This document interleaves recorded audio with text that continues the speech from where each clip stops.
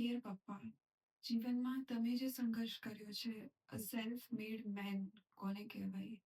એ મને તમને જોઈને સમજાય છે કે કોઈ પણ જનરેશનલ વેલ્થ વગર કશું જ નહીં છતાં પણ એકલા હાથે આટલું બધું કરવું, એ પણ કોઈ પણ જાતની ફરિયાદ વગર. છતાં પણ મેં ક્યારેય એ વ્યક્તિના ચહેરા પર થાક જ નથી જોયો. બસ હંમેશા એક સ્મિત જ હોય અને ક્યારેય કોઈ વસ્તુ માટે નાશ નહીં. પછી ભલે મારું ઘરેથી આટલી દૂર આવવું હોય કે હું કંઈ પણ કરું, મારા પેजेस પર વિડીયોઝ બનાવું, મારાથી વધારે એ વ્યક્તિ મને સજેસ્ટ કરે કે તું આમ કર, આ ટોપિક પર બનાવ. બિગેસ્ટ સપોર્ટર પણ નહીં, કે જે મેઇન પિલર. કોઈએ સાચું જ કહ્યું છે કે દરેક સફળ દીકરીની પાછળ એક સમજુ પિતા હોય છે. તમારું ઋણ તો હું ક્યારેય નહીં ચૂકવી શકું. બસ ભગવાનને એટલી જ પ્રાર્થના કરીશ કે તમને બસ આમ જ હસતા, હેલ્ધી અને મારી ઉંમર પણ તમને લાગી જાય.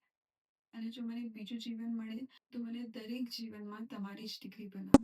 तू ही मेरा जीवन